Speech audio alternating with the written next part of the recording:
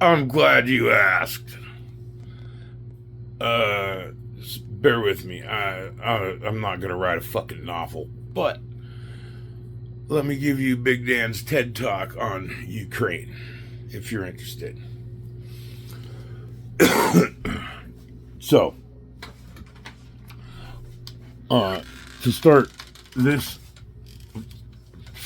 let's go back we'll just go back to World War II. First, you got to remember, Americans, even like I'm sure you know you, on however in touch you are with your ancestry. I don't imagine you're in Indian heritage that goes back more than a couple hundred years, right? So you got to remember, Russia, Ukraine, that part of the world, their shit goes back 1,000 years. So anyway, okay, World War II, 1945 summer, the war in Europe is over. The war in Japan or the Pacific, it's winding down, but Europe is fucked, right? Obviously, everybody knows that. Decimation, total destruction from one side of the continent to the other. Well, it's somebody's got to address it. Somebody's got to clean it all up. So the big four of the Allied, not the big four, not this big four, the big four allies, the Soviet Union, the United States, the United Kingdom, and for some reason, France. They get together in the summertime of 45 after World War II ends in Europe. And they got to figure out, what are we going to do? Some of the big, you got to, it's not just like, oh, Hitler's dead, now everything's back to normal. You got to rebuild the whole fucking continent. There's borders to reestablish, governments to reestablish, all kinds of shit. So they have the Potsdam conference in August of that summer, and dignitaries from the big four get together and they hash it all out. And the three things they come out with in early September, they come out with the Potsdam Agreement that establishes three things that end up being somewhat important. One, which is the least important thing, is what's called the Oder-Neisse line. Oder dash Niese, I think. Oder-Neisse line. Basically, it was like a preliminary, what's the word? Like a provincial border. So when Hitler started all his shit in Europe, the first thing he did was go into fucking Europe, or go into Poland. And Poland wasn't Poland no more. Poland was fucking Deutschland. So part of this Oder-Neisse line and the Potsdam Agreement was they established that line. It's a border between Germany and Poland. It was kind of just a gesture, giving Poland back to Poland, so that Poland can go fucking be Poland again instead of Germany. Except the difference was now they were really Poland because they were just under Soviet rule. So anyway, they come out of the Potsdam Agreement with, it establishes the German Federal Republic, which is West Germany, and the Democratic Republic of Germany, which is East Germany, which is a funny name for it because they were neither democratic nor a republic because they were under communist rule. So Western Germany would be capitalist and Western. Eastern Germany and Poland would be communist and Eastern. So that's the beginning of this shit. So just like, okay, so the war ends, and even though the Allies in the West fought with the same goal in mind of killing Hitler, we all had the same goal. So Russia and they were involved in it. But after the World War II was over, the Soviet Union, they just went back to their original shit. Okay, so in World War II, the Germans were fighting the war to spread their national authoritarianism, which was Nazism. The West countries, us, Europe, England, France, they were fighting to stop Nazism and spread capitalism and freedom But the Soviets, they were fighting to stop Nazism, but only because that was harshing their gig of trying to spread their own authoritarianism, which was communism. So the war's over. Everybody's going to go fuck off and go do their own things, rebuild Europe. But Russia goes back to being Russia. So they were still trying to spread communism. That's why we ended up with tensions with Cuba, and supposedly why we fought the war with in Vietnam. And all the shit with Cambodia. That's why we had the war in Korea. So communism is still spreading. And there's still commie shitbags trying to have revolutions. And like in 47, the Czechoslovakia gets overthrown. They have a communist coup. And all these other Western nations are, they got their eye on communism. They're watching out for it. So around 47, France and Europe, or France and England, they team up. Hey, bro, so anybody comes fucking with you, we'll jump in. Anybody comes fucking with us, you jump in. That was the Dunkirk alliance that they made. Basically just saying, hey, if any commies start their shit like the Nazis did, then we got each other's back. And then a couple other countries, Greece and a couple other countries were like, hey, guys, jump us into the gang too. So by 48, there was 4 or 5 different countries that were in this Dunkirk alliance until somebody finally said, hey, you know who's a bad motherfucker? America. Let's get them to join. So they all got together. And then in 1949, that's when the North Atlantic Treaty Organization, NATO, was born. That was 10 European countries and the United States and Canada. And it was basically just, if the Soviets fuck around, there's communism, then we all are, fuck with one bean, fuck with the whole burrito. So that went on for a while. And then there's still, it's politics and geopolitical bullshit. So they're still flexing.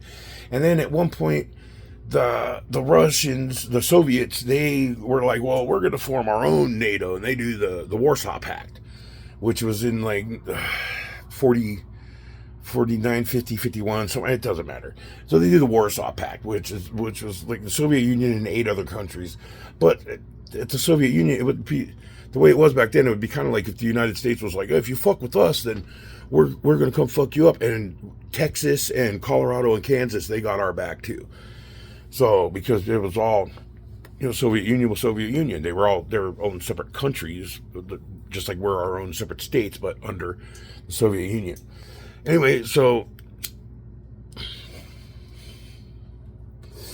this shit went on and on, and they fucking, I could go trust me, I could go into way more details. But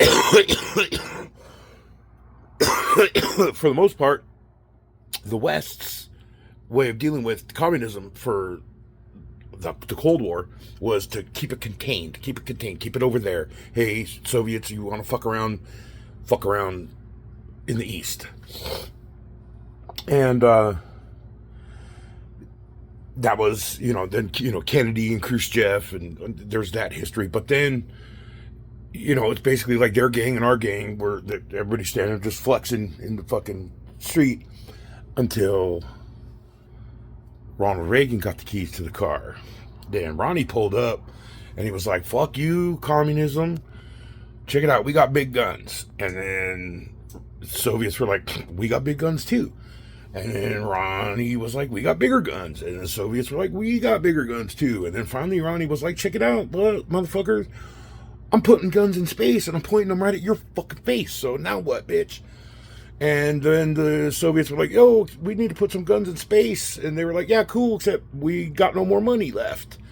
That's when we get into the late 80s, when communism starts to fall apart. You remember that in high school? They fucking, David Hasselhoff is up there singing on top of the wall, and they're out there smashing it. And fucking Scorpions wrote a rad song about fucking the winds of change. So I'm leaving out all kinds of shit, but this is just the important stuff. So we're up into the early 90s when now communists fell. They went bankrupt. It would be the same thing as like if Washington just had no more money and everybody fucking went home. Now we have no more government. But we still have the 50 individual states in America. We each have our government in each state. You know, Colorado, Oklahoma, you have your governor and your state legislatures and shit. So if the federal government, Washington, was to fall apart, then it would go to, like, each individual state would be running their own shit, and then probably, you know, imagine like Oklahoma decides they want to be part of Texas, so you turn into Texlahoma, or South and North Dakota just become Dakota, you know, or maybe like California becomes Northern California and Southern California and breaks up. That kind of shit happened, like with the Czechoslovakia. They were Czechoslovakia, then they were the Czech Republic and Slovakia. Now they're Slovenia and whatever. They just couldn't figure it out as one, so they split into two, and they kind of have worked it out ever since then.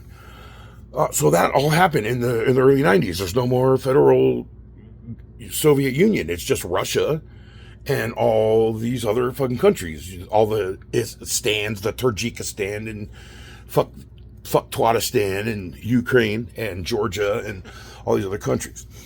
So, without getting too into it, where we come to now, this is the 2+4 agreement, which goes back to that Potsdam agreement. So what it is we have the 4 in the 2+4 agreement is the big four: Soviet Union, United States, United Kingdom, and for some reason France. And the 2 is North or East and West Germany. They're going to reunite. So they have the 2+4 agreement, where they unite the 2 Germanys, and then the other 4 countries who we've all had stake in Germany since the end of World War II. Everybody had a piece of it. So they were all relinquishing their stake and any hold they had over Germany, totally leaving Germany to be free. Now the Soviet Union fell, and all these other countries are their own countries, and they got to figure it out. One of those countries is Ukraine. Ukraine, from the very beginning, has been fucking corrupt. They were one of the most corrupt, one of the shittiest, one of the poorest countries in that part of the world. So part of the negotiations in this 2+4 agreement is James Baker was the Secretary of State, sent over there by George Herbert Walker Bush, the first George Bush. And he was the one, his job was like what Hillary's job was when Hillary was Secretary of State. And he's over there and they're negotiating, and Russia's like, yo, check it out. You guys got this fucking gang, this NATO gang, which, like I said, started out with 10 European countries in the United States and Canada. But then over the years, like Reagan added Spain, and West Germany eventually jumped in, and Turkey jumped in. Now we're up to like several more. Everybody, I think Clinton only added 1 country, Obama added a couple, Bush added a couple. So all this time, Russia is there, Soviet Union is there, and our gang's getting bigger, NATO gang is getting bigger and badder. Well, now Russia's like, yo, check it out. There's no more Soviet Union. We're just little old Russia. And there's all these other countries, and all these other countries they're not real fucking happy with Russia, because Russia was the seat of the Soviet Union. And that's like the difference. That's one of the big fuck ups. It's like our way of doing our government is our founders knew. That's why we have our seat of government is in a district. It's not in a state. It's in the District of Columbia. They don't get senators. They don't get the same say-so as other states, because they didn't want the seat of power to rest with any one state. We're all 50 equal states, and the seat of power sits elsewhere. That didn't happen in Russia. Russia was where the seat of power was, and they were in charge of all those other countries. Now it's just Russia and all these other fucking countries to figure it out, and it took them years and years to figure it out. Some of the smaller countries had shit figured out by the mid-90s, but Ukraine has been dealing with it back and forth, and they've changed governments all these fucking times over the years. Well, fuck. When you get up to the early mid-2000s, like 2005-ish, they start popping off with the color revolutions in Ukraine. Because when the Soviet Union disbanded and they drew the lines of where Russia is and where Ukraine is, a lot of the people in the eastern part of Ukraine, the Donbass region, Luhansk, I'm fucking high right now. I can't remember all the fucking names of these provinces in Ukraine. So they're the eastern part of Ukraine, and all these people, they identify as Russian. They want to be Russian. They are ethnically Russian. Their bloodlines go back hundreds and hundreds and hundreds of years as Russian. They speak Russian in their home.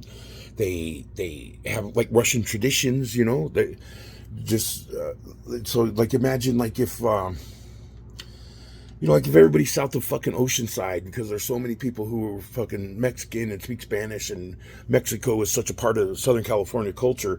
Imagine if just like a couple million people down in the Vista area or something decided, fuck it, we want to be Mexico. We don't want to be part of the United States anymore. And well, if that happened, then there'd be a process. They could try to, you know, the federal government would tell them no or whatever, and it would become a whole thing. So, but that's what happened. They wanted to be part of Russia, and it just was a thing that never, Ukraine just never could get their shit together enough to fucking deal with this. So we fast forward now to like 2014. There's a pretty good documentary, if you can find it. It's called Winter on Fire, and it's about the election in 2014. There's another good documentary called Ukraine on Fire. That one is directed by Oliver Stone, and that tells you all kinds of other shit about the shit that's going on in Ukraine. Anyway, fuck, I'm getting at 16 fucking minutes already. Fuck, I'm long-winded. Anyway, so in 2014, they had an election, and they wanted fucking Yanukovych was the president of Ukraine, and he was pro-West, and they had this referendum, and it was a big deal. Like it's another good. You watch that documentary, you see why do we have guns? Because that motherfuckers were out there fighting the government with burning tires and fucking sticks instead of guns. So this coup, they had a coup, and it was total fucking Obama. The United States backed this coup in Ukraine in 2014 and put their own fucking guy in. And then Zelensky got in, and as soon as Zelensky got in, you know, the news here, when you mentioned on your fucking one post about, oh, you don't believe anything, because you don't fucking believe anything. This Zelensky motherfucker, the short motherfucker in the green shirt who keeps coming to America to beg for money, he fucking shut down the media in Ukraine. He made religion illegal. You know you ever see the movie The Patriot? They do that scene where they gather all the townsfolk inside the church and then lock them in and burn the church down. They did that in Ukraine. They fucking did that. And one of the things they did going back to the like 2008 era is they were trying to beef up their fucking weak ass army. So they went and they recruited the militias, like the 3%ers like we got here in America. They went out and they recruited their militia, and the big militia was the Azov battalion, who's total fucking Nazis, like swastika tattoos. Their patron saint is Stepan Bandera, who was a Ukrainian who just was responsible for turning in hundreds of thousands of Jews during World War II. And they're fucking Nazis. They're straight up fucking Nazis. They got black sun tattoos. They wear black sun patches on their fucking uniform, you know, like the SS fucking shit. And up until a couple years ago, you'd read about it all the time. The New York Times are, the Nazi problem in Ukraine. But then as soon as we decided that, we're going to go make billions of dollars over there by having a stupid fucking war, they stopped talking about the Nazis because we were over there to fight for democracy. They were just slaughtering their fucking people. So all these separatists, so imagine, like I said, the whole city of Vista decides, we want to be separate. We want to become Mexican now because we all have Mexican last names. We speak Spanish. We're ethnically fucking Mexican. We want to be Mexico. And then the government just sends the National Guard in there and just starts shooting people in their fucking houses. That's what happened in Ukraine. And if you want to look up, like do a little deeper dive, look up Nova Russia. New Russia in Russian, Nova Russia. They started their own. They said, fuck it, we are independent now. They have their own flag. They created their own fucking government. And Donbass, Luhansk, I keep getting stuck on the same that fucking word is about to come out of my mouth and it keeps getting stuck when I'm about to say it. But the Ukrainians were like, fuck it, we'll be Nova Russia then. We'll be our own shit. And Ukraine said, fuck you, we're going to kill you. And then that's when Putin came out and he said, hey, Russia officially recognizes Novorossiysk as its own country, which is a big deal in geopolitical politics. And they had an agreement. So first off, during Obama, the Russians went in and they took the Crimean Peninsula. That's because that's their only warm water seaport. All their other shit is Arctic. If you look at the map of Russia, they only have access to the fucking icy Arctic Sea. So they took the Crimean Peninsula just to say, hey, they've been using it all this time. They can't just, you can't just take away our fucking seaports. And so they went in, they took what they needed, and said, okay, we're done, and then backed off. And then they were sitting down, they were having fucking peace talks with Ukraine, and it was all fucking written out. It was the Minsk agreement. And they had it all drawn out. And then the United States sent Boris Johnson, at the time he was the Prime Minister of England. They sent him over to squash the deal, told Zelensky, don't fucking sign the deal, fuck this. In case you didn't notice, that whole fucking thing, it was from the very beginning, we gotta stop Russia, we gotta destroy Russia. Never did the Biden administration or anybody say, nobody went over there to go have peace talks, sit down, have fucking any kind of summit or any kind of agreement to make shit not pop off. It was right from the beginning. It was just, we're going to have fucking war, and it's because it's all the fucking money. Because they say, oh, we're going to send $100 billion over to Ukraine, but it's not like they're putting money in a fucking envelope and mailing it to Ukraine. They're giving it to American fucking companies like BlackRock and Vanguard and Boeing and all these weapons manufacturers and shit. And they're all getting their little hands in it so that once the war is over, they're going to go over there and make more billions of dollars rebuilding fucking Ukraine. So this whole thing really has been fucking poking Russia with a fucking stick since the 90s. Just kicking sand in their face and poking them with the stick. And finally Russia was like, yo, what the fuck? Because when Russia finally did make their act of aggression and start firing on Ukraine, it was to go in there and protect the separatists from their own government. So it would be like if those people in Southern California who wanted to be part of Mexico, and then the Biden administration sent the National Guard in and started shooting people, but then Mexico sent their fucking army up to protect those people. That's I'm not giving you every little nook and cranny detail, but that is really the gist of what's fucking going on that nobody fucking knows about. Everybody just thinks like Russia just woke up one day and was like, fuck it, let's go invade fucking Ukraine. They're not going to fucking go through Ukraine and then take fucking Poland. Russia is the biggest landmass country in the world. By landmass, biggest country in the world. Most natural resources, most minerals, most everything. They don't need to go into any other fucking country for resources. That's why you go into another country for resources. Or when you were in the Soviet Union, you go into other countries to spread communism. That's what China is doing all throughout fucking Africa. They go in and they hey, you guys are broke and let's build up an infrastructure and we'll give you fucking running water and streets and you'll be communists and we'll teach you how to run your country. So there's no conquest. There's no reason. They've got all the natural gas, all the minerals, all the fucking oil, everything that they want. So there's no reason for Russian conquest. They're not going to come across Europe and go into fucking Poland and then just keep marching west. This is all a defensive fucking war because the United States has been fucking like this in the fucking ear of Putin and the Ukrainians for fucking years. And they finally turn around and say, fuck you. And I guarantee now that Trump is going to be in charge, they're not going to fuck around anymore. It's over. It's going to get settled. Just like anybody who knows anything about this shit and has been paying attention has been saying from day fucking one, this whole thing is going to end with the lines right where they are right now, because the lines are, Russia said, we're going to go up to this line, and that's it. And that's what they did, and then they stayed there. So they're going to have a demarcation zone, a demilitarized zone, like they do, like they have in between North and South Korea, and they're just going to have this is a neutral zone, and you guys who want to be part of Russia, go be part of Russia, and you guys who want to be part of Ukraine, you be part of Ukraine, and that's how that's all going to get squashed.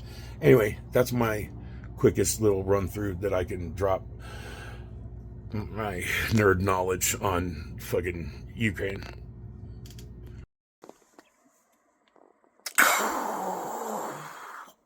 I left out a whole fucking chapter, but I'll recap it real quick. Back to that fucking agreement with the 2+4 agreement when they were chopping up Germany, and when Russia was asking about NATO, the James Baker, the Secretary of State, he had promised famously, not 1 inch to the east is the phrase, not 1 inch to the east, is that he was making a promise to Russia that we're not going to add any more countries to the NATO gang, which, as I said earlier, every fucking president added at least somebody since then. So that's the other motivation for Russia going into Ukraine and pushing that border back. You imagine if China just showed up and made an alliance with Mexico and then put a bunch of fucking missiles in TJ pointed at fucking LA. We'd want to push them back down fucking a little farther south, down past Baja, right? To give a little space so they can't just fuck us up. That was the idea. With Russia was just like, just don't. Ukraine can't be part of NATO. Because they're right next door. And, it's one thing if you got rockets 3 houses down pointed at me, but you want to put them in my fucking neighbor's front yard and point them at me? That's a no-go. So that's part of the big deal. The West could have just squashed this whole thing by saying, okay, fuck it, we're not going to put Ukraine in NATO. But they decided, no, fuck you, we're going to put missiles in Ukraine and point them at Russia. And that was the big provoker. So yes, so I wasn't misleading you before. It was a defensive thing. They were going in there to to help the separatists that were being killed by their own government. But also, because fuck you, America, you can't just put NATO fucking rockets right next door to us. So that the Ukraine going into NATO and putting missiles in fucking Ukraine was the big provoker as far as tension between Russia and us. Everything else is Russia's going in, protecting Russian people from being slaughtered by Ukrainians. And the Ukrainian government, like, they slaughtered 100,000 of their own people. And now with the war, they're up to like 600,000 dead Ukrainians over fucking making BlackRock and Vanguard rich.